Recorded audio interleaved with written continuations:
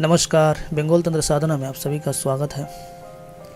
आज मैं आपको बताने वाला हूँ कि जो हम लोग साधनाएं करते हैं उसमें और कुछ लोग जो है कुंडली में दोष रहता है तो वो क्या प्रभावित करता है हमारे साधना में, या फिर जो लोग ट्रांसफ़र भी लेते हैं जो दोष रहता है वो सच में प्रभावित करता है कि नहीं। और ये जानने का विषय बिल्कुल है आप लोगों के लिए, क्योंकि सवाल आप लोगों को भी मन में आया होगा जब लोग साधना करते हैं, अगर उनके कुंडली में दोष है तो साधना असफल भी होते हैं। ये सत्य बात है।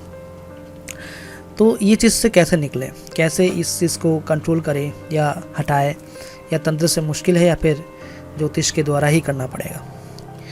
देखिए, मैंने ऑलरेडी एक वीडियो बनाया था जिसमें ये बारे में लिखा है कि, या वीडियो उसमें है कि इसमें जो दोष होता है, काल सर्प दोष, विष दोष, ठीक है ना, गुरु चंडाल दोष, इस सब का ही जो है वहाँ पे दिया हुआ है और उसको कैसे निवारण किया जाता है उसका भी मैंने बताया हुआ है वहाँ पे।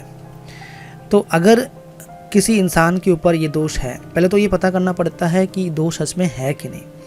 अगर वो दोष है, वो पता करने का तरीका देखो, या तो हमसे भी पूछ पा सकते हो आप, या फिर किसी ज्योतिष से आप अपना कुंडली दिखा के वहाँ से आपको मिल जाएगा कि कैसे होता है। तो ये मिलने के बाद आपको क्या करना है कि आपको सोचो, एग्जाम्पल दे रहा हूँ, पितृ दोष और जो है आपकी कुंडली में काल सर्प दोष है, ठीक है।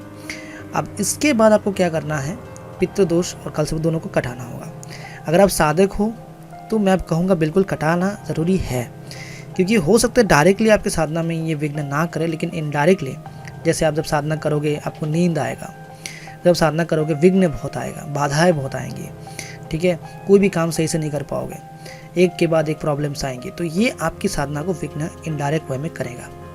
इसीलिए शांत रूप में सब कुछ हो, इसीलिए करना होता है ये तरीका।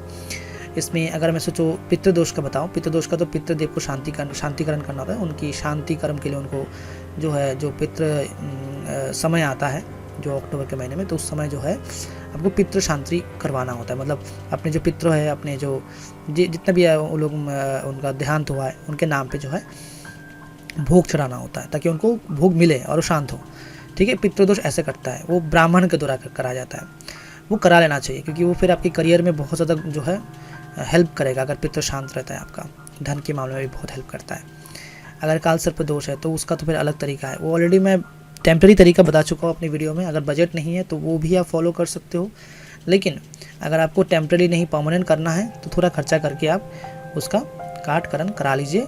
इससे क्या होगा, आपकी साधना बोलिए, आपका कोई भी काम बोलिए, ये आपका जो है बाधा क्रिएट नहीं होगा। अब ये दोष लगता क्यों है, ये क्वेश्चन होता बहुत सारे लोगों का। ये दोष लगता है अपने कर्मों के फल के हिसाब से। अगर हमने पिछले जन्म में कोई भी सर्प को मारा है तो काल सर्प दोष लगेगा। पितृ को अगर हम लोग सही से खाना नहीं देते, हर साल एक बार देना होता है, तो पितृ अशांत हो जाता है, तो पितृ दोष लगता है। ऐसा होता है गुरु चंडाल दोष भी होता है। जैसे अगर गुरु आपसे रुष्ट है तो गुरु चंडाल दोष है। गुरु मतलब जैसे गुरु बृहस्पति हो गया, ऐसे करके होता है। अब क्यों रुष्ट है उसका भी कारण होगा कुछ, तो हर इंसान की इस जन्म पिछले जन्म के कर्मों के हिसाब से ये दोष वगैरह डिसाइड होते हैं और लगते हैं, ठीक है। और इसको समय अनुसार कटा लेना सही होता है, वरना आपको पता भी नहीं होगा कि आपके ऊपर ये सब बाधाएं आ रही हैं और आपको लग रहा होगा कि ऐसा ही हो रहा है। फिर आप बेकार में इस चीज़ को अगर कटवा लेते तो शायद आपको ये सब झमेला सहना नहीं पड़ता, ठीक है। कहते हैं ना, अगर रोग हो जाए तो दवाई जान के ले लेना चाहिए, वरना वो रोग बढ़ता जाएगा, आपको पता भी नहीं चलेगा, लॉन्ग टाइम में जाके फिर वो ख़राब हो जाएगा सब कुछ। तो यही चीज़ है। तो दोष का मामला आपको बता दिया कैसे होता है, और साधना में बिल्कुल ये प्रभावित करता है। बहुत सारे लोगों का साधना टूट जाता है, ठीक है ना। अगर आप ट्रांसफ़र भी लेते हैं बहुत सारे लोग, और अगर ये सब चीज़ों को नज़रअंदाज करते हैं तो फिर ट्रांसफ़र में भी दिक्कत होता है, ठीक है ना। ज़्यादातर क्षेत्र में मैं जब ट्रांसफ़र देता हूँ तो ये दोष वगैरह मैं फ्री में ही कटा देता हूँ, मुझे अलग से कुछ खर्चा वगैरह नहीं चाहिए होता है। लेकिन अब आप खुद साधना कर रहे हो, ठीक है, तो उस समय आपको खुद ये चीज़ को करवा लेना है, ठीक है। इससे क्या होगा, आपकी साधना जो मेहनत आप करोगे उसमें एटलीस्ट बाधा नहीं आएगी, उसमें आपको असफलता लगेगा नहीं, सफल होगे। और जो भी साधना करो एक ही बार में सफल होंगे। मैं जब ये साधना लाइन में आया था उस समय मेरा भी ये सब दोष वगैरह में कटा के ही फिर मैं लाया था, क्योंकि ये सब दोष की वजह से समय बहुत बर्बाद होता है और मेहनत भी लगता है, और एक समय के बाद जो हमारा मन ही जो हार मान लेता है कि अब मुझसे नहीं होगा। तो ये सब सिचुएशन से बचने के लिए पहले से ही ये कर लेना ज़रूरी होता है। अब कुछ लोगों का सवाल ये भी होगा कि गुरुजी जो वशीकरण होता है उसमें भी अगर दोष वगैरह लगा रहता है, जैसे बहुत सारे गुरुओं से हम लोग करवाते हैं, बोलते हैं कि इसका ये दोष आया है इसलिए काम रुका हुआ है, ठीक है ना। तो मेरा ये सवाल ये है, देखिए दोष का डायरेक्टली कोई कनेक्शन नहीं होता, इनडायरेक्ट कनेक्शन करता है, बाधा देता है। लेकिन अगर कोई स्ट्रॉन्ग वशीकरण आप कराते हो तो असर तो दिखेगा, ठीक है ना। दोष के कारण वो असर थोड़ा कम हो सकता है या डिले हो सकता है, या थोड़ी देर बाद वो थोड़ा पहले ऐसा हो जाए फिर आ रहा है, अप डाउन हो सकता है, लेकिन असर तो दिखेगा। अगर वो असर ही नहीं दिखा पा रहा है तो फिर वो काम किया ही नहीं है। और दूसरी बात, छोटी मोटी वशीकरण अगर कराता है जो सात्विक होता है तो उसमें दोष बाधा देता है पूरा।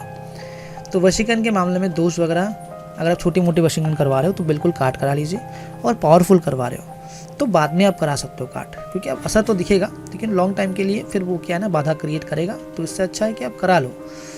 हमारे क्षेत्र में हम लोग उसका भी निःशुल्क कर देते हैं, ठीक है, जब कोई काम कराता है उसमें। तो ये चीज़ है, ठीक है, इसको आप हल्के में मत लीजिए, ठीक है।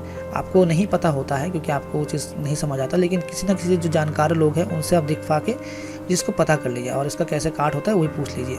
इससे क्या होगा, जैसे डॉक्टर को दवाई पता होता है किसी भी रोग का, आपको नहीं पता होता कौन सा रोग है, कौन सा दवाई लेना है, लेकिन इसको आप नज़रअंदाज करेंगे तो फिर आपको ही प्रॉब्लम होगा। तो आज यही था, इसके विषय में बात करना था, बहुत सारे लोग पूछे थे।